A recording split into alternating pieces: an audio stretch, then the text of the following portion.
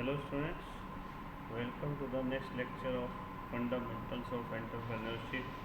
I hope आप अपने सभी इन वीडियोस को YouTube पर देख रहे हैं और अपनी सभी जूम क्लासेस को रेगुलर बेस पर अटेंड करें, जिससे कि हमारे ऑनलाइन क्लासेस का ऑब्जेक्टिव हमें पूरा कर सकें। आज का हमारा टॉपिक है एंटरप्रेन्योरशिप, क्योंकि अभी तक पिछले वीडियोस में हमने एंटरप्रेन्योर के बारे में बताया था, डिस्कस किया था, nature, feature, meaning, definition of entrepreneur. आज का हमारा topic entrepreneurship. Entrepreneurship is a purposeful activity of an individual और a group of individual who undertake the risks and handling economic uncertainty in order to create something new for economic development of the country, for the welfare of the society and for his or their own growth।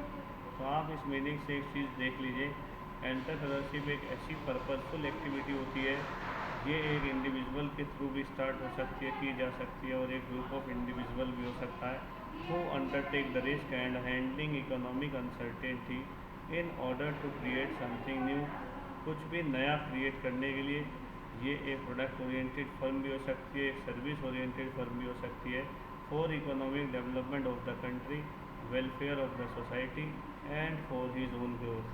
तो आप एक चीज़ इस content से एक चीज़ clear हो रही होगी कि आप इसमें देख रहे हैं ये सभी के लिए एक ऐसी एक्टिविटी है, not only for the entrepreneurship, केवल उसी के लिए पर्सनल ग्रोथ के लिए अलावा बहुत सारे दूसरे एलिमेंट्स भी इससे पूरे हो रहे हैं।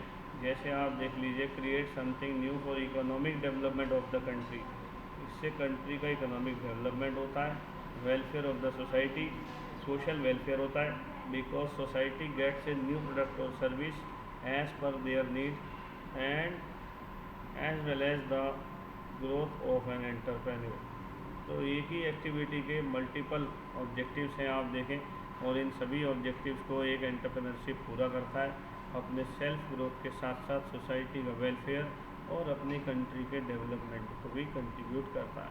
That's why it is said A purposeful activity, जिसमें रिस्क भी होता है और वो इकोनॉमिक अनसर्टेनिटी को हैंडल करता है, जिससे कि वो इन सब मल्टीपल ऑब्जेक्टिव्स को पूरा कर सके।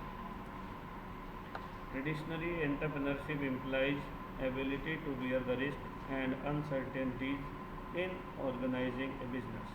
That is the traditional meaning of entrepreneurship। हमारा मीनिंग है, बहुत ट्रेडिशनल मीनिंग है कि entrepreneurship, what is entrepreneurship.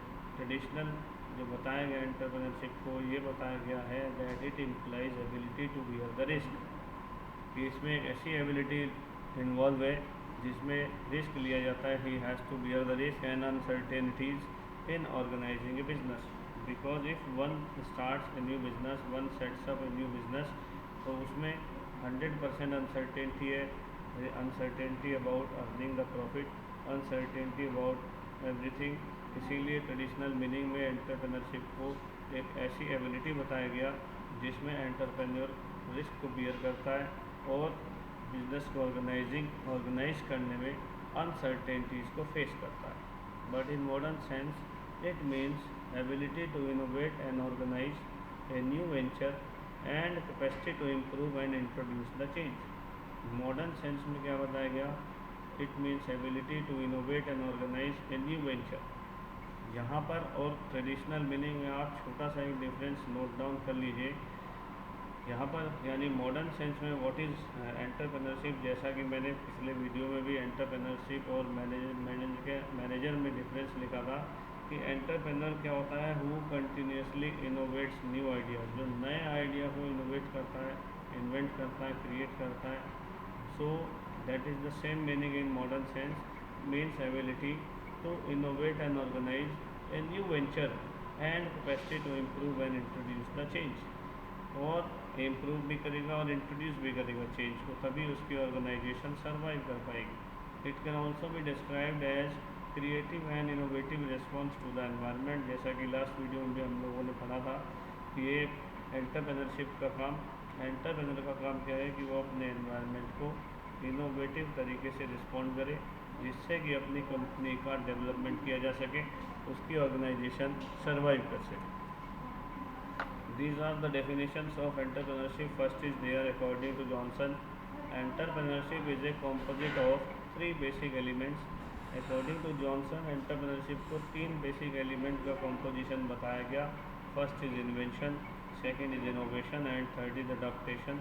Invention means किसी चीज़ को इन्वेंट करना, innovate means new ideas generate करना, और एडेप्टेशन यानी उसको अडॉप्ट भी किया जाए, फॉलो भी किया जाए. According to Sumter, entrepreneurship is an innovative function. It is leadership rather than an ownership. Leadership means कि entrepreneur should have the qualities of both formal as well as informal head. तो शंकर ने ये बताया कि दोनों डेफिनेशन में common बात ये है, आप देख रहे हैं according to both the definition, इसके अंदर इनोवेशन का होना ज़रूरी है. दोनों के according entrepreneurship is an innovative function. These are the characteristics of entrepreneurship. जैसा कि मैंने पहले भी बताया था, इकोनॉमिक एक्टिविटी होती है. इकोनॉमिक एक्टिविटी मीन्स जिसका कंसिडरेशन प्रॉफिट मेकिंग है, इकोनॉमिक है, सोशल नहीं है. वो एंटरप्रेन्योरशिप का पहला नेचर फीचर और characteristic that entrepreneurship is always an economic activity. हर एक वो एक्टिविटी जो नॉन इकोनॉमिक पर्पस से सेटअप की गई है, स्टार्ट की गई है, that is not called entrepreneurship activity. Second one is dynamic process. जैसा कि पिछले स्लाइड्स में भी आप लोगों ने स्टडी किया है, dynamic process that entrepreneurship innovates on regular और continuous basis, that's why it is dynamic. और थर्ड फंक्शन भी ऑलमोस्ट, थर्ड करेक्टरिस्टिक भी यही कहती है, इनोवेटिव फंक्शन है, कि क्योंकि रेगुलर बेसिस पर कुछ ना कुछ चेंज होता है, कुछ ना कुछ बदलाव होता है. और अभी लास्ट स्लाइड में हम लोगों ने पढ़ा that entrepreneur is bound to cope with the change in external environment of the organisation. तो डेफिनेटली जब हमारा एनवायरनमेंट ही जो है वो फिक्स नहीं है, डायनेमिक होता है, तो उससे कोप करने में हमें भी बार बार अपने डिसीजंस को, अपनी पॉलिसीज़ को चेंज करना होता है. इसीलिए इसको भी डायनेमिक प्रोसेस बोला गया, इनोवेटिव फंक्शन बोला गया. Next nature feature is helps in economic development. ये इकोनॉमिक डेवलपमेंट में भी हेल्प करता है by providing goods and services to the consumer at reasonable price according to their choice, according to their wish. इस तरीके से वो इकोनॉमिक डेवलपमेंट में हेल्प करता है. परचेजिंग पावर के अकॉर्डिंग हर एक कस्टमर अपनी नीड के अकॉर्डिंग प्रोडक्ट और सर्विस को परचेज करता है, इकोनॉमिक डेवलपमेंट में कंट्रीब्यूट करता है. Next is their welfare of society to raise living standard of the people. ये सोशल ऑब्जेक्टिव हो गया कि आप नए नए प्रोडक्ट्स को इनोवेट कर रहे हैं, लॉन्च कर रहे हैं बाज़ार के अंदर, नई नई सर्विसेज को लॉन्च कर रहे हैं, तो कस्टमर का लिविंग स्टैंडर्ड को राइज करते हैं. इसीलिए इसमें लिखा गया इस तरीके से entrepreneurship welfare of society, society welfare करते हैं, उनके लिविंग स्टैंडर्ड को इंक्रीज करके उसका वेलफेयर होता है. Purposeful activity as it works to serve the people in the best possible वे.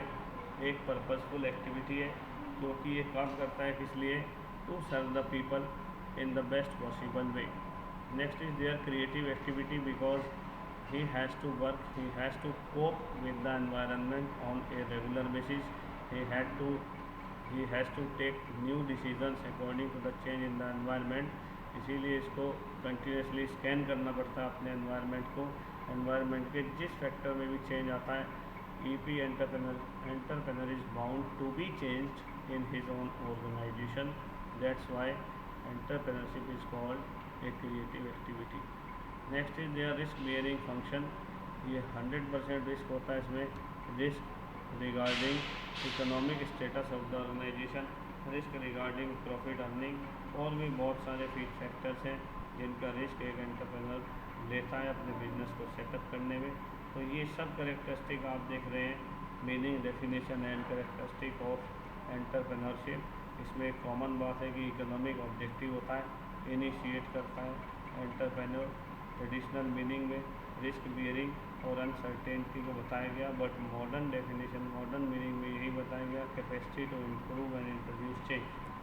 यहाँ पर एक डेफिनेशन में 3 पॉइंट्स बता दिए गए. EP is a composite of 3 basic elements. सबसे पहला इन्वेंशन, इनोवेशन एंड एडेप्टेशन.